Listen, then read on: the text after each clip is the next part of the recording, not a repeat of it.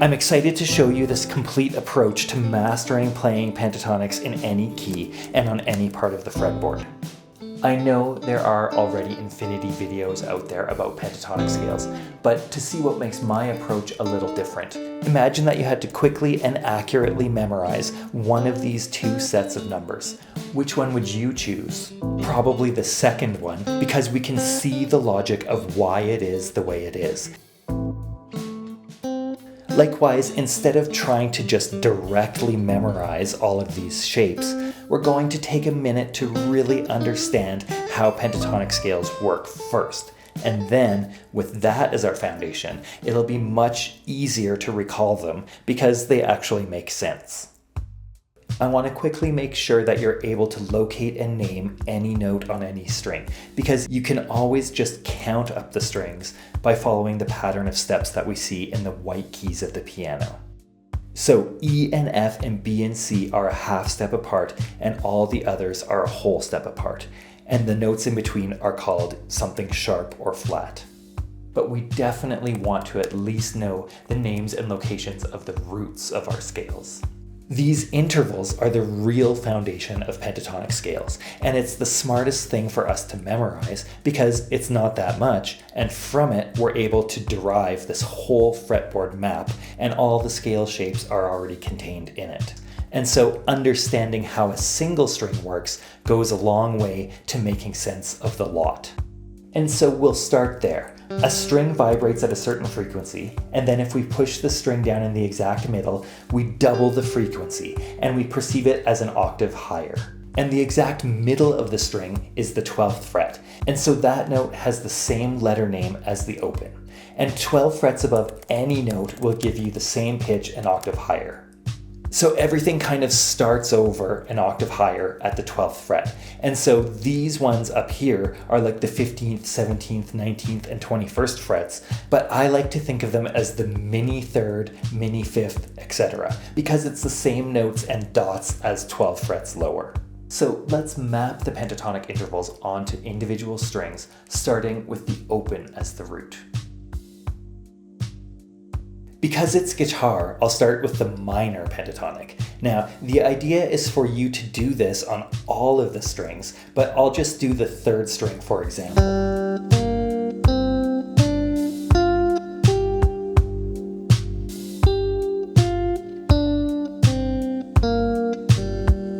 On any string, we'll have open, 3rd fret, 5th fret, 7th, and 10th.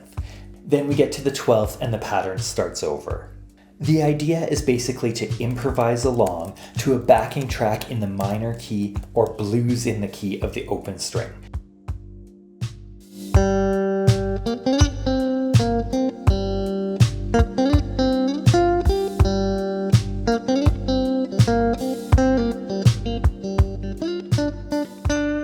For major, we have this pattern of steps, and so if we plot the scale onto one of the strings in the same way, we'll find open, 2, 4, 7, 9, and 12.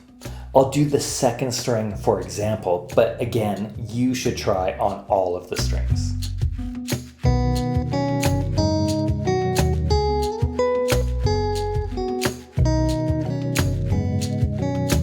And then the idea is the same.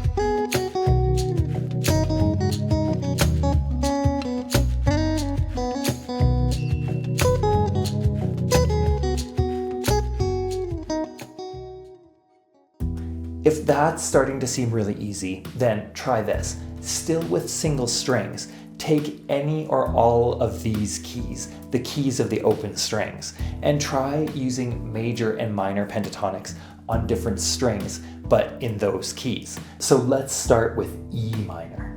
And let's do the 2nd string. Here's where we need to be able to find the notes. So either we just already remember that it's the 5th fret, or you can count B, C, D, E to get there. Then we plot the scale around it and improvise and find those same note functions we found in the open version, but now the root note is here, and the other notes relate back to it.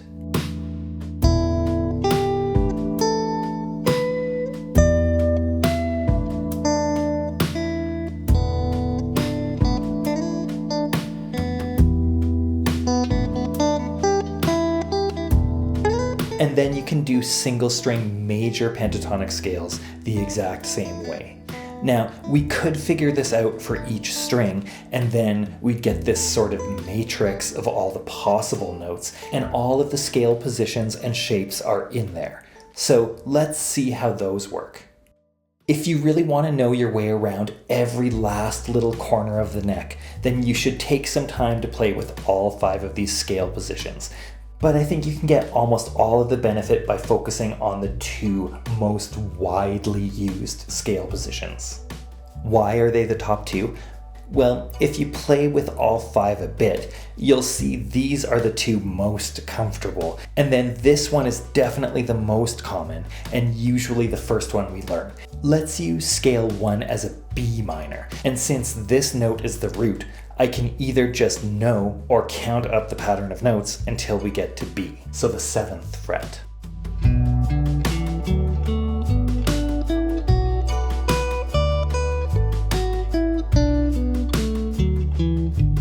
There's this big B minor bar chord in there, or this little 3-note triad.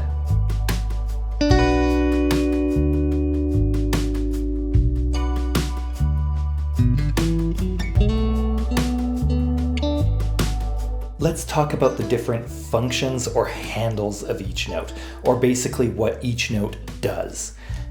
The tonic sounds the most stable.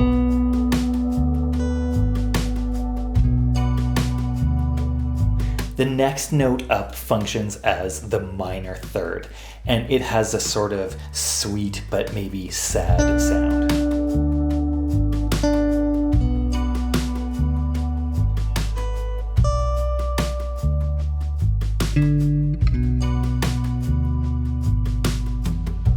Then this note functions as a perfect 4th, and it sort of wants to either go up to the 5th or back down to the 3rd.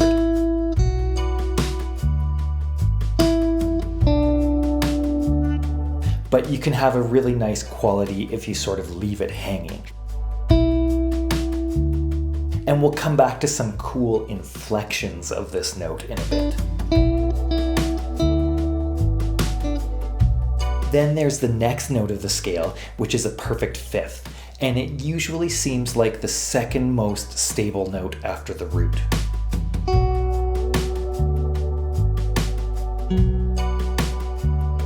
Then there's the minor 7th note, or the one below the root. And that's a relatively good description of what it sounds like, and it sort of wants to go back up to the tonic, but it can be colorful to leave it hanging.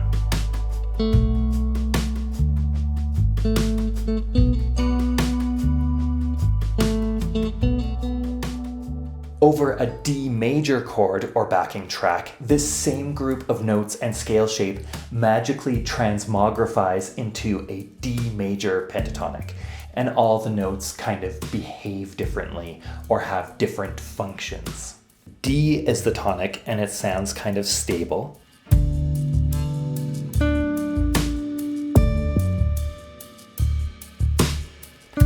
E is again a sort of in-between note. It often seems to want to go down to D or up to F sharp, or you can hold it.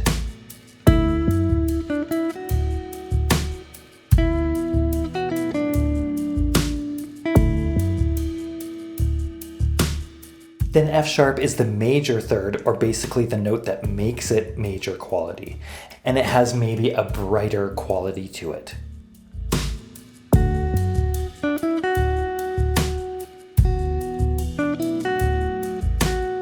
And then A is the perfect 5th, and it's in the chord, and it's the second most stable sounding note.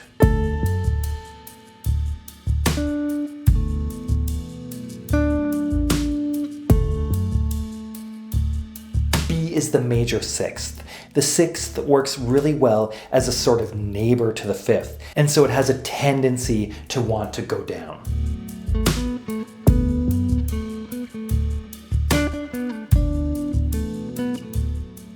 Now just follow the same process with the second scale shape. For minor, it's a 5th string root, so we don't need to count very far to find the B, and then we plug in this shape. So take some time to get to know this shape the same way we got to know the other one.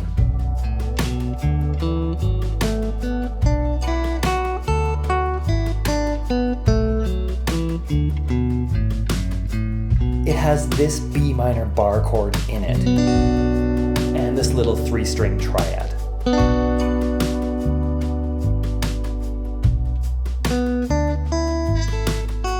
And then for the D major pentatonic, we just need to reorient ourselves around the Ds.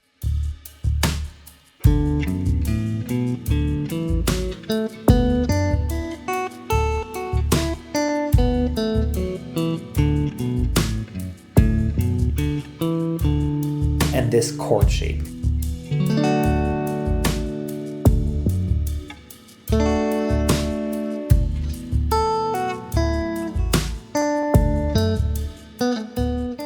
Now let's talk a little bit about blue notes. In minor pentatonic, we often add a note between the perfect fourth and fifth, and it's the interval of a tritone above the root. With our B minor pentatonic scale shape 1, we can add it in here on the 5th string between the other 2 notes. And so by itself, it's quite dissonant. And quite often it's used in passing either up or down, or else we can pivot on it.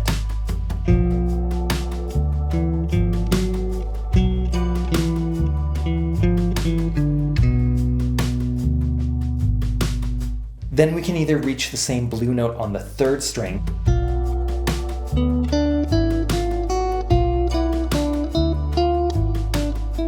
or we can also reach out for it on the 2nd string.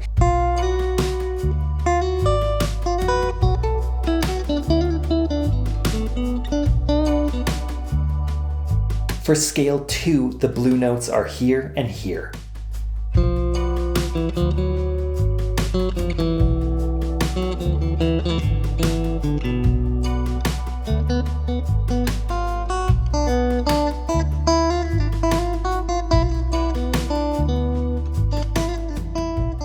For major pentatonic, it's the same pitch and fingers that we use to play the blue note, but it feels or behaves sort of differently.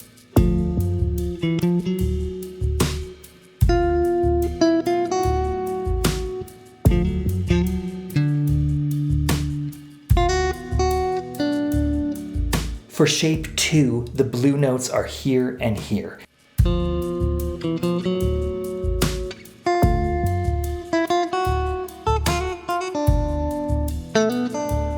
Now the other thing that's really good about these 2 scale positions in particular is that they sort of cover the majority of the neck. If you only know the one shape, then it can be limiting, because if we were going to play, for example, in F, we could only put our scale on the 1st or 13th fret, and then we have this whole empty void here. But the other scale shape covers most of that area. Now already you could move along single strings to connect the scales, but let's look at sort of a tried and true diagonal pathway that lots of players use. There are 2 of these diagonal shapes, but in a way they're sort of the same, as you'll see. And we'll do minor first. For these, let's do the key of A minor. This one overlaps scale shape 1, and so we'll call it diagonal shape 1. It has 2 notes on the lower string and 3 on the higher, and the root is always here in the pattern.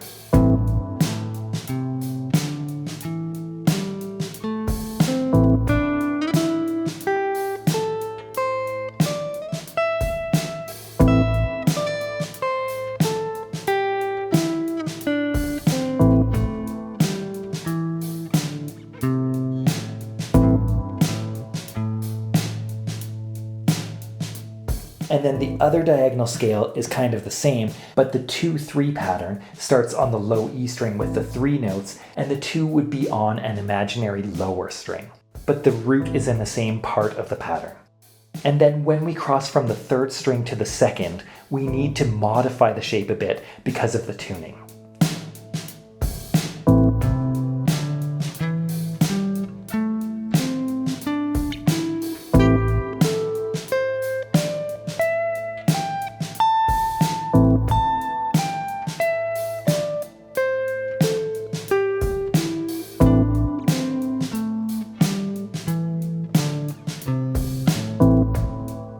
For major, it's the same idea, but the root is this note, and we find it here in diagonal shape 1 and here in diagonal shape 2.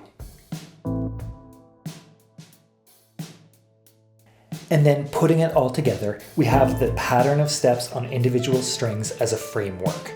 Then we have our main pentatonic home bass and secondary bass. Then we can connect between them and play expressively in these diagonal shapes. If you're interested in more about scales, keys, and chords, check this one out.